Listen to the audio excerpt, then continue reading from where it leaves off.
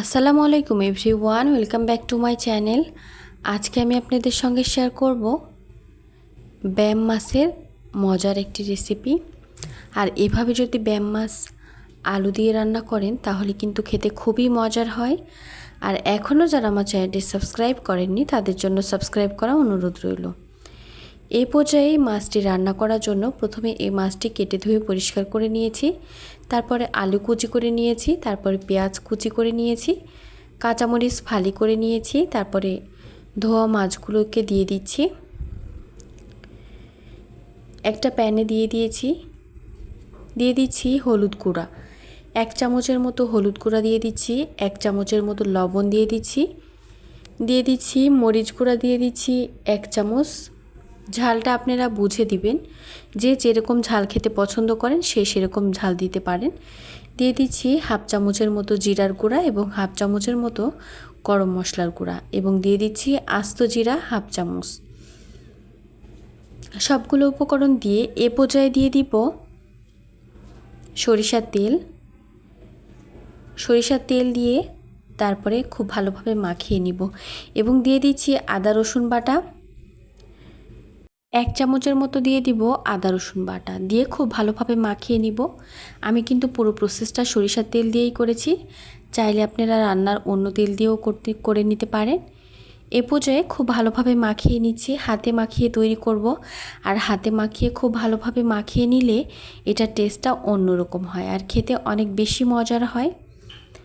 এ পর্যায়ে চুলাটা অন করে দিব, তারপর খুব ভালোভাবে কষিয়ে নিব। আমি কিন্তু প্রথমে পানি দিয়ে দিলাম না,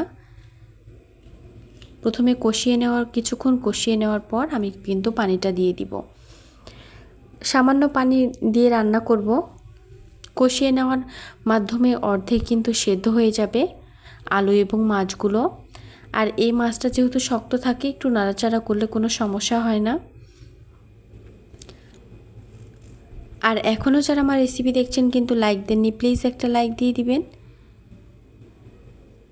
এ পর্যায়ে নাড়াচাড়া করে খুব ভালোভাবে কষিয়ে নিব, একটু সময় নিয়ে কষিয়ে নিতে হবে, তাহলে কিন্তু টেস্টটা ভালো আসে। আর ব্যাম মাছগুলোকে খুব ভালোভাবে পরিষ্কার করে একটু ঘষে পরিষ্কার করে নিতে হবে।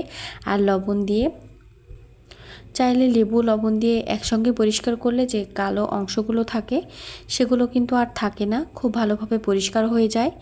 খুব ভালোভাবে কষিয়ে নেওয়ার পর দিয়ে দিলাম সামান্য পরিমাণ পানি, আমি 1/2 কাপের মতো পানি দিয়েছি। দিয়ে খুব ভালোভাবে নেড়ে চেড়ে আমি ঢাকনা দিয়ে ঢেকে একটু সময় রান্না করে নিব।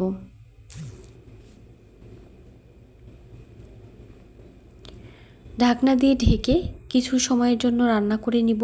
আর প্রথমে হাই হিটে রান্না করে নিব, তারপরে কিন্তু মিডিয়াম হিটে রান্না করে নিব।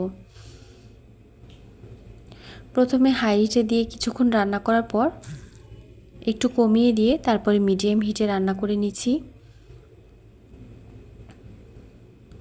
এ পর্যায়ে পানিটা কিন্তু হালকা একটু কমে এসেছে কিংবা ঝোলটা, আর একটু রান্না করে নিব ঢাকনা দিয়ে ঢেকে। আর ঢাকনা দিয়ে ঢেকে মিডিয়াম হিটে রান্না করলে কিন্তু টেস্টটা অনেক ভালো আসে।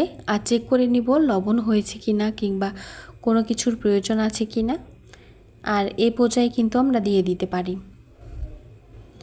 এই পর্যায়ে আমি ঢাকনাটা খুলে আবারও ঢাকনাতে দিয়ে কিছুক্ষণ রান্না করে নিচ্ছি। এই পর্যায়ে নাড়াচাড়া করে নিচ্ছি, নাড়াচাড়া করে কিছুক্ষণ আবারও রান্না করে নিব।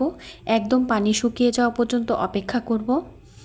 তারপর একদম যখন শুকিয়ে যাবে তখন কিন্তু আর একটু তেল দিয়ে দিচ্ছি, সরিষার তেল দিয়ে খুব ভালোভাবে নাড়াচাড়া করে নিচ্ছি।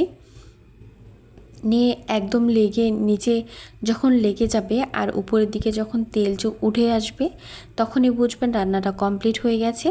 তখনই চুলার উপর কিছুক্ষণ রেখে দিয়ে নামিয়ে রেখে পরিবেশন করতে পারেন। আর আমার রেসিপি ভালো লাগলে অবশ্যই কমেন্ট করে জানাবেন কেমন হয়েছে। আলু দিয়ে এভাবে ব্যাম মাছ রান্না করলে কিন্তু গরম ভাতের সঙ্গে খেতে খুবই মজার হয়, আর ছোট থেকে বড় সবাই খেতে খুবই পছন্দ করবে। আর যেহেতু এটা টাটকা মাছ ছিল সেই জন্য আমি কিন্তু ভেজে নিইনি। আর আমার মনে হয় মাছগুলোর ভেজে নিলে টেস্টটা নষ্ট হয়ে যায়, সেজন্য কিন্তু আমি ভেজে নিই। চাইলে ভেজে নিতে পারেন মাছগুলোকে। এ পর্যায়ে নাড়াচাড়া করে আমি আরও কিছুক্ষণ এভাবে নাড়াচাড়া করতেছি আর রান্না করে নিব। আর এতক্ষণ যারাই আমার সঙ্গে ছিলেন তাদেরকে অসংখ্য ধন্যবাদ জানাচ্ছি। আর আমার রেসিপি ভালো লাগলে অবশ্যই চ্যানেলটি সাবস্ক্রাইব করবেন এবং পাশে থাকা বেল আইকন ক্লিক করবেন। এই পর্যায়ে খুব ভালোভাবে নাড়াচাড়া করার পর চুলার উপর কিছুক্ষণ রেখে আমি নামিয়ে পরিবেশন করে দেখিয়ে দিচ্ছি কতটা লোভনীয় হয়েছে। আর এভাবে রান্না করে গরম ভাতের সঙ্গে পরিবেশন করলে কিন্তু খুবই মজার হয়।